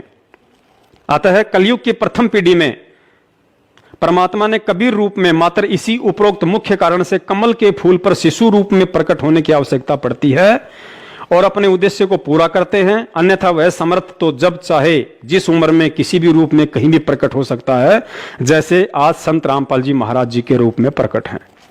उसके 250 साल बाद वही परमात्मा बंदी छोड़ गरीबदास जी महाराज जी के रूप में हमारी चरम दृष्टि को धोखा देते हुए पुनः छुड़ानी में प्रकट हुए। बावड़िया, छोरी का छोरा और गरीबू कहलाया, लेकिन अपने उद्देश्य को पूरा करके चलता बना।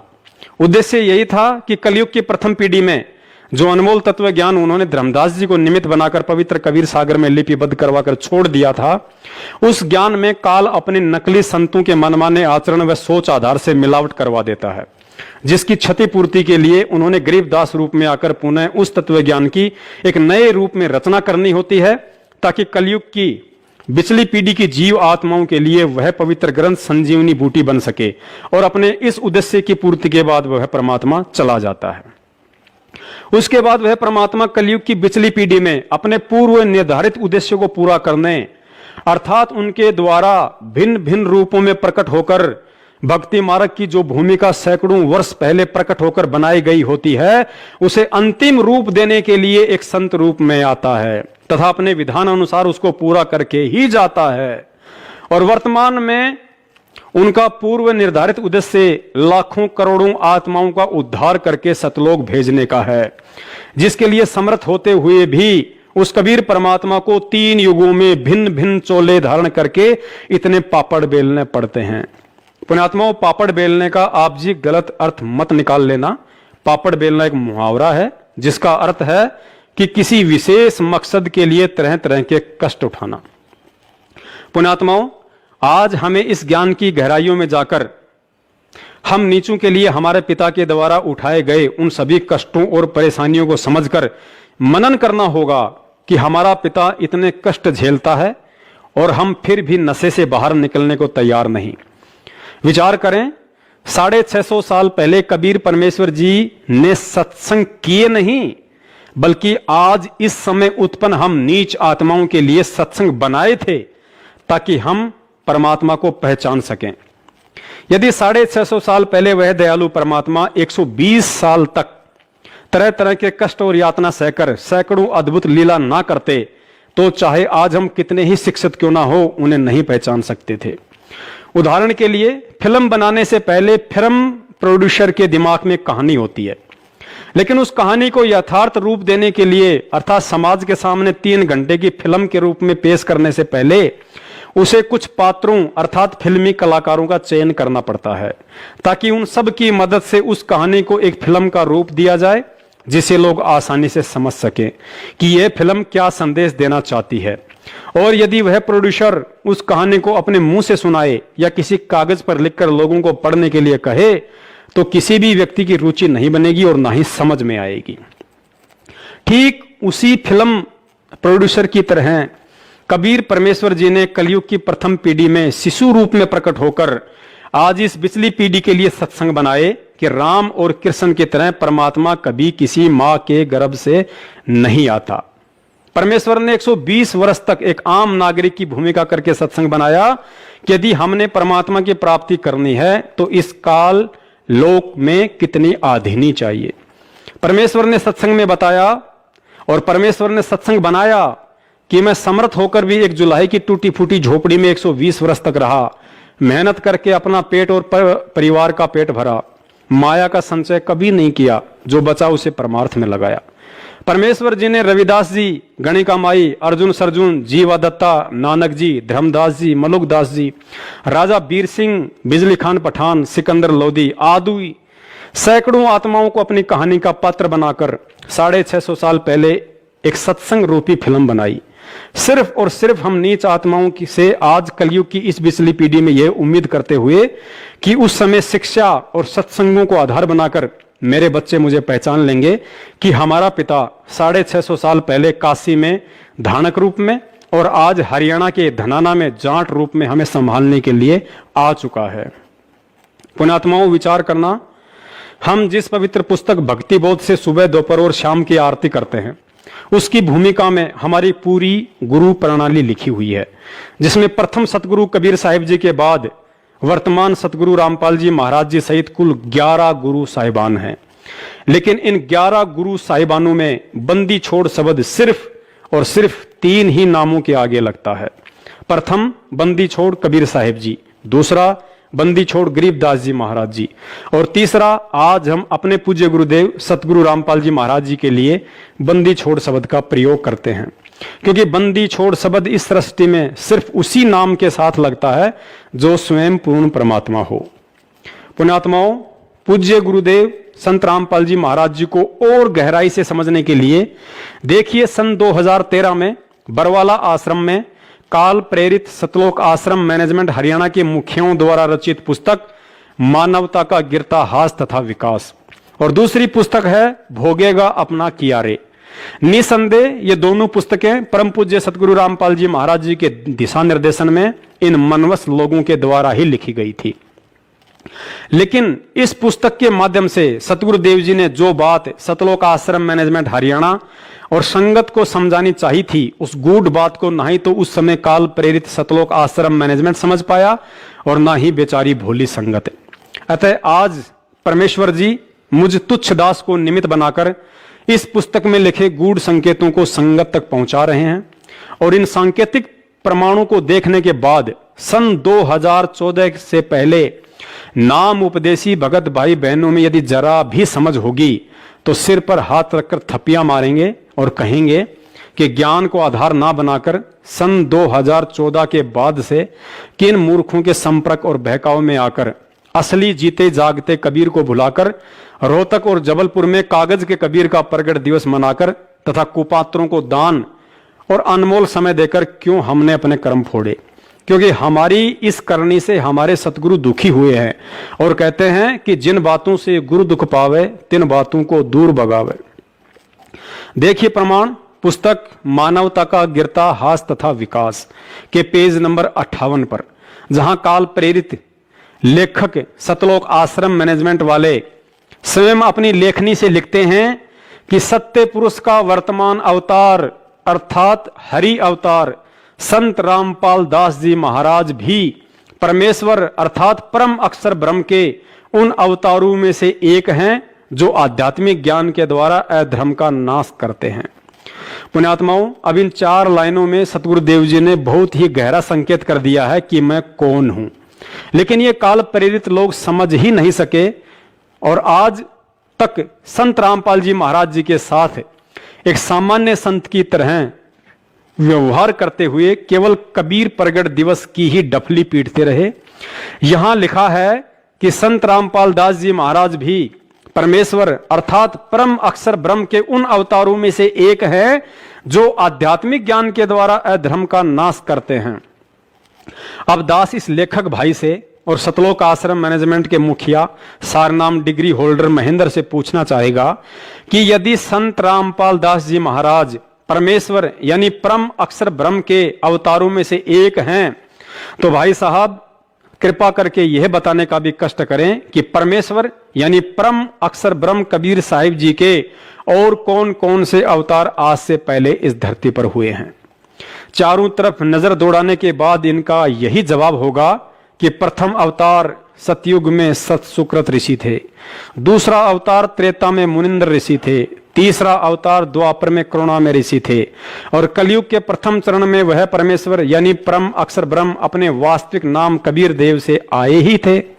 उसके बाद बंदी छोड़ गरीबदास जी महाराज जी के रूप में कबीर परमेश्वर पुनः छुड़ानी में आए थे। और उसके बाद यहां इस पुस्तक में सतगुरु रामपाल जी महाराज जी ने स्पष्ट लिखवा ही दिया है कि संत रामपाल दास जी महाराज परमेश्वर यानी परम अक्षर ब्रह्म के अवतारों में से एक हैं। पुण्यात्माओं, अब आप जी गहनता से परमेश्वर के तत्व ज्ञान आधार से विचार करना कि परम अक्षर ब्रह्म यानी कबीर साहिब जी काल निरंजन दुर्गा और ब्रह्मा विष्णु महेश की तरह अपने अंश अवतार सर्जन नहीं करते हैं, क्योंकि वह परमात्मा इन सभी देवी देवताओं और काल निरंजन की तरह किसी अन्य समर्थ शक्ति के ना ही तो अधीन है और ना ही असहाय है। अतः अवतार रूप में भिन्न भिन्न चोले धारण करके कबीर परमेश्वर स्वयं ही प्रकट होते हैं। विचार करें, सतयुग में सतसुकृत से लेकर कलयुग में कबीर नाम से वह परमात्मा किसी मां के गर्भ से जन्म लेकर आया था या प्रकट हुआ था, बताने की जरूरत नहीं है। लेकिन गरीबदास रूप में भी वह परमात्मा प्रकट ही हुआ था, जिसका प्रमाण स्वयं उनके द्वारा रचित ग्रंथ साहिब की भूमिका में मिलता है कि शरीर त्यागने के बाद चिता से उनकी अस्थियां नहीं मिली थी और उसी रूप में छुड़ानी में शरीर त्याग कर गरीबदास जी महाराज अपने प्रिय भगत भूमड़ दास के बाग सहारनपुर में पुनः प्रकट होकर 35 वर्ष तक वहीं रहे। अतः समझदार भगत को समझने के लिए उनकी यही लीला पर्याप्त है कि गरीबदास जी महाराज जी के रूप में परमेश्वर कबीर साहिब जी मां के गर्भ से आए थे या प्रकट हुए थे। और पुख्ता प्रमाण के लिए आदरणीय गरीबदास जी महाराज हमारी तरह कोई आत्मा थी या स्वयं परमात्मा थे। सुनिए 3 मिनट का अनमोल सत्संग, जिसमें सतगुरुदेव जी ने आदरणीय गरीबदास जी महाराज जी को स्वयं कबीर साहिब जी का अवतार बताया और यह भी स्पष्ट किया है कि कबीर साहिब और गरीबदास जी दोनों एक ही थे, केवल नाम की भिन्नता थी, शक्ति में कोई अंतर नहीं था। और अंत में योगियों का जिक्र करते हुए कहा कि वे परमात्मा थे। बंदी छोड़ सतपुरुष स्वरूप कबीर साहब तथा उन्हीं के अवतार बंदी छोड़ गरीबदास जी महाराज की अमृतमयी वाणी का खुलासा, सरलार्थ, भावार्थ व सारांश आज तीसरा दिन है सतगुरु की कृपा से। बंदी छोड़ की वाणी के अंदर वो रहस्य छुपा हुआ है जो कि आम भक्त आम संत के बस की बात नहीं कि इसमें से वो रहस्य को निकाल सके। उनकी अपनी कृपा जिस पर हो जाती है वही इस बात को ढूंढ सकता है कि सतगुरु महाराज इस वाणी के माध्यम से हमें क्या समझाना चाहते हैं। कथा कोई सुना रहे हैं और उसके अंदर समझा कोई और बात रहे। रामायण सुनाते हैं, महाभारत सुनाते हैं, इनकी इसमें इन्होंने आवश्यकता भी नहीं थी, लेकिन फिर भी लिखनी पड़ी, क्योंकि एक तो ये यथार्थता पैदा की हमारे मन के अंदर कि सतगुरु महाराज जो कह रहे हैं वो सत्य है, क्योंकि आज से लाखों वर्ष पहले की रामायण ज्यों की त्यों शास्त्रों से मिलती है। जबकि गरीबदास महाराज कतई अनपढ़ थे, कोई शास्त्र का ज्ञान, उन्होंने अक्षर ज्ञान नहीं था, वो पढ़े लिखे नहीं थे, लेकिन वो परमात्मा थे, इस बात का उन्होंने सिद्ध किया।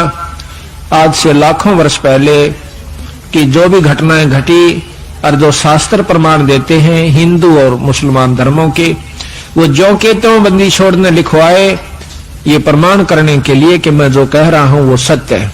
यही कबीर साहब ने लाखों वर्ष पहले की, और साथ में योगियों की वो उपलब्धियां जो कि युग बीत जाते हैं उनको जब प्राप्त होती है, वो ज्यों की त्यों बंदी छोड़ने सारा कुछ इसके अंदर वर्णन करके दिया।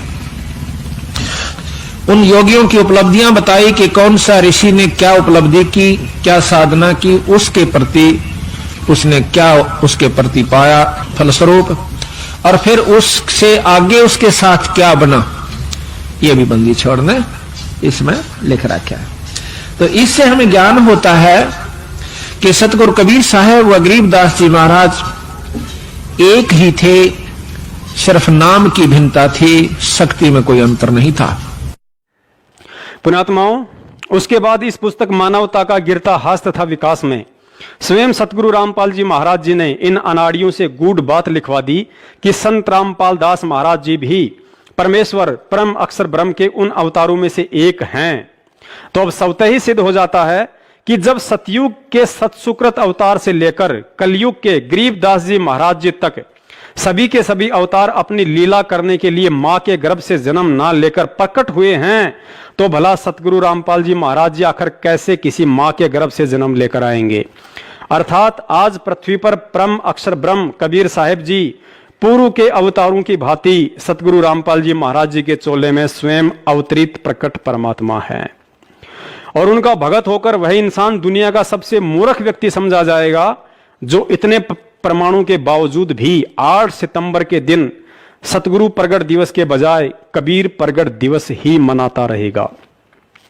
अभी भी अगर किसी का मन नहीं मान रहा हो तो देखिए इसी पुस्तक के पेज नंबर 66 पर एक और पुख्ता प्रमाण, जहां सतगुरुदेव जी ने स्पष्ट लिखवाया है कि 12वें पंथ गरीबदास जी वाले पंथ में मैं परमेश्वर कबीर जी ही स्वयं चलकर आऊंगा, तब संत गरीबदास जी द्वारा प्रकट की गई वाणी को मैं कबीर परमेश्वर प्रकट होकर समझाऊंगा। अब पुण्यात्माओं को निपट अंधा और मोतियाबिंद का ही शिकार होगा जो यह प्रमाण देखकर भी नहीं समझ पाएगा, जिसमें गुरुदेव ने साफ साफ कह दिया है कि 12वें पंथ में मैं कबीर परमेश्वर स्वयं ही आऊंगा और प्रकट होकर संत गरीबदास जी की वाणियों का मतलब समझाऊंगा। अब सर्वविदित है कि आदरणीय गरीबदास जी महाराज जी की वाणियों को श्री आसाराम बापू या राम रहीम जी ने तो समझाया नहीं है, और जिन्होंने समझाया है उन्हें आप जानते ही हैं। फिर हर साल जून के महीने में कागज के फोटो को भगवान मानते हुए उसका प्रगट दिवस मना कर आखिर कब तक अपनी अंधता, मूर्खता और अज्ञानता का प्रमाण देते रहोगे? क्योंकि आप जिस दाढ़ी मूछ वाली फोटो को परमेश्वर का असली स्वरूप मान रहे हो, यह आपकी मूर्खता है, जिसके विषय में गुरुजी स्वयं कह चुके हैं कि आप जो चित्र देख रहे हैं यह प्रभु का वास्तविक चित्र नहीं है। एक प्रमाण आपको और देते हैं कि 650 साल पहले ही नहीं बल्कि सतयुग, त्रेता और द्वापर में भी परमेश्वर कबीर साहिब जी अपने सतलोक वाले वास्तविक स्वरूप में कभी नहीं आए। पुण्यात्माओं, इन 21 ब्रह्मांडों में यदि परमेश्वर कबीर साहिब जी के असली स्वरूप से कोई परिचित है तो केवल 2 ही प्राणी है, पहला काल भगवान और दूसरा उनकी पत्नी दुर्गा है। प्रथम सतयुग में जब परमेश्वर कबीर साहिब जी सतसुकृत रूप में इस पृथ्वी पर आए तो अपने पुत्र जोगजीत जी के रूप में आए थे, क्योंकि सतगुरुदेव जी ने बताया कि प्रथम सतयुग में पृथ्वी लोक पर आने से पहले तपतशिला पर काल और परमेश्वर जी की बातचीत हुई थी। तो परमेश्वर जी अपने पुत्र जोगजीत जी के रूप में थे और कहा था कि मैं पिताजी के आदेश से नीचे जाऊंगा और तेरा भांडा फोड़ करूंगा कि तू भगवान नहीं है। अतः सिद्ध हुआ कि सतयुग में सतसुकृत ऋषि वाला रूप भी परमेश्वर का असली स्वरूप नहीं था। उसके बाद कलयुग में परमेश्वर जी जिस कबीर रूप में आए थे वह भी उनका असली स्वरूप नहीं था, क्योंकि जब परमेश्वर कबीर साहिब जी मगर से सशरीर सतलोक जा रहे थे तो दुर्गा ने उन्हें कोई सामान्य संत समझकर अपने जाल में फंसाने की पुरजोर कोशिश की।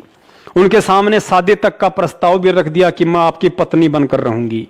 पुण्यात्माओं, अब विचार करो, आज जिस मूर्खता के चलते लाखों की संख्या में काल एजेंट सतलोक आश्रम मैनेजमेंट वालों के मनमाने आचरण को उत्तम समझकर संगत कहीं भी भीड़ इकट्ठा करके कबीर परमेश्वर जी के जिस दाढ़ी मूंछ वाले स्वरूप की फोटो का प्रकट दिवस मनाकर अपने आप को धन्य समझ रही है। यदि कबीर साहिब जी का वह रूप उनका असली रूप होता तो दुर्गा उन्हें पहचान लेती और हो सकता है डर के मारे उसका कलेजा भी फट जाता, क्योंकि ऊपर पहले ही बताया जा चुका है कि 21 ब्रह्मांड में कबीर साहिब जी के सतलोक वाले असली स्वरूप से यदि कोई परिचित है तो केवल काल और दुर्गा दो ही हैं। और यदि फिर भी आप लोगों ने फोटो का ही प्रकट दिवस मनाकर वर्तमान के जीते जागते कबीर सतगुरु रामपाल जी महाराज जी को अपनी नासमझी के चलते दुखी करना ही है, तो भाई फिर दुखी करने में कमी क्या छोड़नी? फिर तो सतसुकृत ऋषि का भी प्रकट दिवस मनाओ, क्योंकि वे भी एक तालाब में विकसित कमल के फूल पर ही प्रकट हुए थे।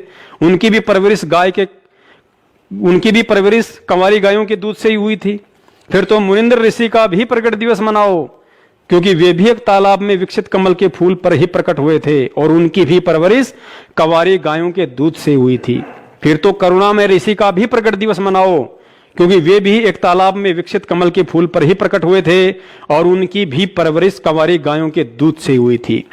फिर तो परमेश्वर कबीर साहिब जी के 2 साल की उम्र वाले उस प्रकट रूप का भी प्रकट दिवस मनाओ, जो रूप उन्होंने रामानंद जी को उस समय दिखाया था जब वे सुबह सुबह गंगा नदी पर स्नान करने के लिए जा रहे थे। फिर तो परमेश्वर कबीर साहिब जी के उस रूप का भी प्रकट दिवस मनाओ जिस समय उन्होंने केशव बंजारे के रूप में सशरीर प्रकट होकर 18 लाख लोगों के लिए काशी में भंडारे की व्यवस्था की थी। फिर तो परमेश्वर के उस सुपच सुदर्शन रूप का भी प्रकट दिवस मनाओ जिस रूप में प्रकट होकर उन्होंने पांडवों की यज्ञ सफल की थी। फिर तो परमेश्वर कबीर साहिब जी के उस बरहा अर्थात सुवर रूप का भी प्रकट दिवस मनाओ जिस रूप में प्रकट होकर उन्होंने शंखासुर के द्वारा वेदों को समुद्र में डुबोने से बचाया था। फिर तो परमेश्वर के उस रूप का भी प्रकट दिवस मनाओ जिस बांदी रूप में प्रकट होकर उन्होंने राजा अब्राहिम सुल्तान की सेज पर सोने के कारण 3 कोरड़े खाए थे। फिर तो परमेश्वर के उस रूप का भी प्रकट दिवस मनाओ जिस नरसिंह रूप में प्रकट होकर उन्होंने प्रहलाद भगत की रक्षा की थी। फिर तो परमेश्वर जी के उस श्री कृष्ण रूप का भी प्रकट दिवस मनाओ जिस समय उन्होंने पीपा और सीता के लिए समुद्र में द्वारिका और बाल गोपाल रचे तथा स्वयं श्री कृष्ण रूप बनाकर उनके साथ 7 दिन तक वहीं रहे। फिर तो परमेश्वर जी के उस सिंह रूप का भी प्रकट दिवस मनाओ जब उन्होंने दिल्ली के दरबार में पीलवान हाथी और सिकंदर लोदी को दर्शन दिए थे। फिर तो परमेश्वर के उस पार्वती रूप का भी प्रकट दिवस मनाओ जिस रूप में प्रकट होकर उन्होंने भस्मागिरी को भस्म किया था और फिर विष्णु रूप धारण करके शंकर भगवान को भस्मासुर की राग दिखाकर भयमुक्त किया था, अर्थात उस विष्णु वाले रूप का भी प्रकट दिवस मनाओ। फिर तो परमेश्वर के उस मालन रूप का भी प्रकट दिवस मनाओ जिस रूप में प्रकट होकर उन्होंने राजा अब्राहिम सुल्तान को एक बेर के झगड़े पर थप्पड़ मारा था। और भी लाखों करोड़ों रूप में वह परमेश्वर इस पृथ्वी पर प्रकट होता रहता है। अतः एक अकेले कबीर रूप का प्रकट दिवस मनाने वाले 80% भोली आत्माओं से प्रार्थना है आप बारी बारी परमेश्वर के इन सभी उपरोक्त प्रकट रूपों का प्रकट दिवस मनाओ ताकि तुम्हारी नादानी और नासमझी पर आज वर्तमान में प्रकट वह परमेश्वर बाबा आदम की तरह कबीर प्रकट दिवस मनाने वालों को देखकर दुखी हो और सतगुरु प्रकट दिवस मनाने वालों को देखकर प्रसन्न हो। तो पुण्यात्माओं, अब दास अपनी वाणी को विश्राम देता है। कहने को तो परमेश्वर की महिमा के विषय में दास के पास इतना मटेरियल है कि जीवन समाप्त हो सकता है, लेकिन शब्द नहीं। लेकिन इस बात का निष्कर्ष सिर्फ दास के कहने और आपके सुनने तक ही सीमित नहीं है। दास तो पिछले वर्ष से ही सतगुरु प्रकट दिवस मना रहा है, क्योंकि आने वाले समय में तो पूरी दुनिया ही सतगुरु का प्रकट दिवस मनाएगी। आम व्यक्ति भी इस बात से भली भांति परिचित हो जाएगा कि संत रामपाल जी महाराज जी ही असल में कबीर परमात्मा है, लेकिन असल में उनका प्रकट दिवस मनाना तो आज है और आज केवल वही आत्मा उनका प्रकट दिवस मना सकती है जिसने इस भक्ति मार्ग पर ज्ञान को आधार बनाकर चलना सीख लिया होगा, वरना उल्लू के लिए तो सदा दिन में ही रात और रात ही दिन होता है। अंत में अपनी वाणी को विश्राम देते हुए दास एक और ऐसा प्रमाण देता है जिसे आधार बनाकर आसानी से समझा जा सकता है कि सतगुरु रामपाल जी महाराज जी कौन हैं, स्वयं कबीर परमात्मा हैं या कबीर साहिब जी के भेजे हुए कोई संदेश वाहक हैं। आप जिन्हें सतगुरुदेव जी के मुख कमल से सैकड़ों बार सत्संगों में सुना होगा कि परमात्मा ने किन किन आत्माओं को सतलोक दिखाया और फिर वापस पृथ्वी पर छोड़ा और अपना गवाह बनाया, लेकिन एक बार भी आपने उनके मुख कमल से यह कहते हुए नहीं सुना होगा कि कबीर परमात्मा ने मुझ रामपाल दास को भी सतलोक दिखाया और फिर वापस पृथ्वी पर छोड़ा। तो पुण्यात्माओं, जिसने सतलोक ही नहीं देखा तो फिर सतलोक का वर्णन कैसे कर सकता है? लेकिन फिर भी सतगुरु रामपाल जी महाराज जी सतलोक के दृश्य का हूबहू वर्णन करते हैं, क्योंकि वे स्वयं परमात्मा हैं और परमात्मा अपनी शक्ति से जिसे चाहे सतलोक के दर्शन करवा सकता है। लेकिन उन्हें कोई सतलोक के दर्शन करवा सके ऐसा तो कोई पृथ्वी पर जब से ये बनी है तब से पैदा ही नहीं हुआ। अतः यह स्वतः ही सिद्ध हो जाता है कि आज परमात्मा स्वयं हमारे सतगुरु बनकर पृथ्वी पर विद्यमान हैं।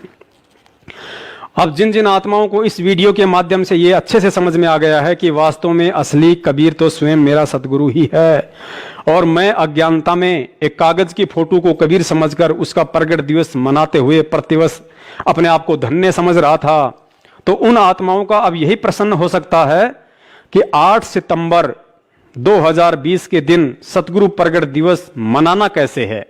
तो यह बहुत ही साधारण और सरल सा तरीका है। जैसे हम पहले कबीर प्रगट दिवस मनाते थे या मनाते हुए देखा करते थे, ठीक उसी तरह मनाना है। ना कोई भीड़ भाड़, ना कोई जमघट, ना कोई दिखावा, ना कोई विशेष आडंबर। 8 सितंबर के दिन हम सब ने अपने घर पर ही सतगुरु प्रगट दिवस मनाना है। यदि आसपास रहने वाले भगत भाई बहन किसी एक भगत के घर पर इकट्ठा होकर मनाना चाहें तो उसमें कोई दोष नहीं है। हमने किसी भी रंग का स्वच्छ कपड़ा एक टेबल या किसी रखने योग्य जगह पर बिछाकर उसके ऊपर परम पूज्य सतगुरु देव जी की छवि अर्थात फोटो को रखना है। प्रतिदिन की तरह देसी घी का दीपक लगाना है। दीपक में घी आप जी अपनी आर्थिक स्थिति अनुसार चाहे जितना डाल सकते हैं, लेकिन मन में 1.25 किलो या 5.25 किलो का संकल्प लेकर घी डालना ऐसा कोई विधान नहीं है। यदि ऐसा कोई करता है तो वह मनमाना आचरण है। आटे या सूजी का सतगुरुदेव जी को भोग लगाने के लिए देसी घी में हलवा राम बनाना है। हलवा राम आप जी परिवार के मेंबर या सतगुरु प्रगट दिवस में आए हुए भक्तों की संख्या के आधार पर बनाएं। हलवा राम बनने के बाद आप जी उसे किसी भी रंग के साफ कपड़े से ढक दें।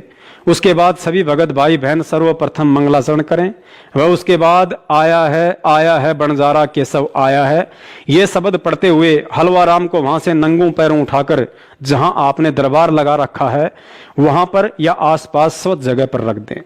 उसके बाद भोग की बड़ी आरती जो आपको YouTube पर 39 मिनट से लेकर 42 मिनट तक की मिलती है, उसे अपने मोबाइल में डाउनलोड करके चला दें। आरती संपूर्ण होने के बाद सतगुरु देव जी का सत्संग 1 घंटा, 2 घंटा या 3 घंटा जैसी भी आपकी श्रद्धा और समय है उस अनुसार प्रेम पूर्वक बैठकर सुने। उसके बाद हलवा राम का प्रसाद वितरित करें। हलवा राम यदि चाहें तो सत्संग से पहले भी वितरित कर सकते हैं। उसके बाद भंडारे के लिए जो भी भोजन बना है उसे एक थाल में रखकर ऊपर से स्वच्छ कपड़े से ढककर दरबार के आगे रख दें। बाद में सभी को भंडारा करवाएं। भोग की आरती का समय रात्रि 12 बजे से लेकर दिन के 12 बजे तक आप जी अपने व आने वाले भगत भाइयों की सुविधा अनुसार रख सकते हैं। 10 बजे या 11 बजे ही भोग लगेगा ऐसा कोई जरूरी नहीं होता है, ऐसा कोई विधान भी नहीं है, क्योंकि यह सहज भक्ति मार्ग है। कुछ लोगों की अपनी मनमानी सोच होती है कि परमात्मा को भोग लगने से पहले कोई कुछ नहीं खाएगा, लेकिन यह उचित नहीं है। घर में बच्चे बूढ़े सभी होते हैं जिन्हें सुबह चाय नाश्ते की जरूरत पड़ती है। अतः रोज की तरह अपना चाय नाश्ता करें और उसके बाद ऊपर की प्रक्रिया को पूरा करें। परमेश्वर कभी भी अपनी आत्माओं को परेशान या दुखी करके भोग नहीं लगवाता है। वह तो हर पल हर समय अपने बच्चों को सुखी और खुशहाल देखना चाहता है। परमेश्वर 56 व्यंजनों से नहीं बल्कि विदुर जी की तरह यदि भगत का भाव सच्चा है तो उसके घर का साग रोटी खाकर अधिक प्रसन्न होते हैं। यदि भोजन भंडारा बच जाता है तो आप जी भक्तों को घर ले जाने के लिए दे सकते हैं। अपने अड़ोसी पड़ोसी अन्य जरूरतमंद व्यक्ति को भी भंडारा खिला सकते हैं, क्योंकि परमेश्वर को लगा हुआ अन्न जो भी आत्मा ग्रहण करती है तो परमात्मा से जुड़ने के लिए उसके भक्ति संस्कार मजबूत होते हैं। अतः सत भक्ति मार्ग में अपने पंडित आप स्वयं बनिए। इन क्रियाओं के लिए हमें सतलोक आश्रम मैनेजमेंट कोई कोऑर्डिनेटर या किसी नामदान संचालक या किसी अन्य भगत के भरोसे नहीं रहना है। जिस प्रकार ज्योति, हवन और पाठ के लिए हम अज्ञानता में सतलोक आश्रम मैनेजमेंट के भरोसे रहकर अपनी मूर्खता का प्रमाण दे रहे थे, क्योंकि हवन के विषय में सतगुरुदेव जी ने स्पष्ट संकेत किया हुआ है कि हमने अपना हवन स्वयं ही करना है, किसी के भरोसे नहीं रहना। यदि आज भी ज्योति हवन के लिए कोई नामदान केंद्र पर पैसे जमा करवाता है तो सतगुरुदेव जी के इस सत्संग अनुसार उस भगत और उस अज्ञानी राजाओं में कोई अंतर नहीं है जो पंडितों को बुलवाकर हवन करवाते थे। और तीसरी एक हवन की यहाँ जोत जगह है परमात्मा की अखंड हवन। हवन पुण्यात्माओं, जैसे अभी तक आपने देखा ये ऋषि लोग गेर कर लकड़ क्यों उनके के घर तक जा था, राजाओं ने पटा लिया करते, धनिया ने उन्हें कह दे अच्छा हवन करो, वहां गेर के 2-3 धड़ी लकड़ी और ठोकी दे लोटे भर घी के स्वाहा स्वाहो पाटो पकड़े।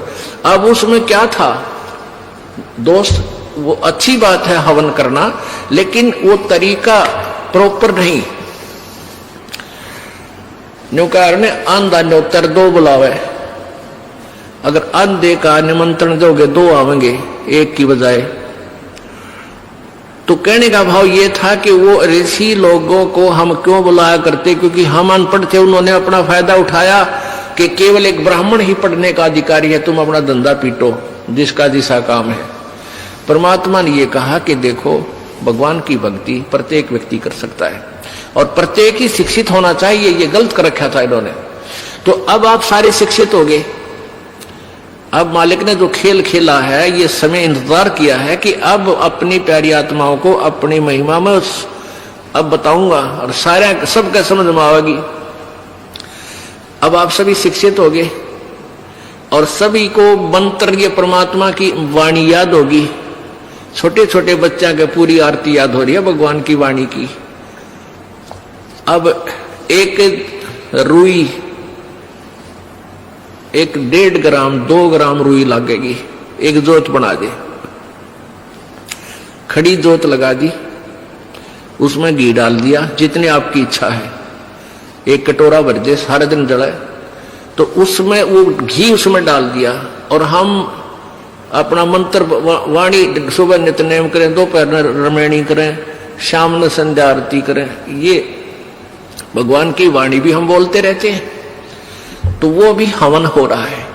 उस लकड़ियों वाले हवन की तुलना में ये हवन श्रेष्ठ है, क्योंकि इसमें आप एक 100 ग्राम रुई में 1 क्विंटल घी हवन कर सकते हो। उसमें उसकी जोत न जलन नहीं दे, उसमें डालने जाएगी। 100 ग्राम जोत में 1 क्विंटल घी हवन कर सकते हो आप।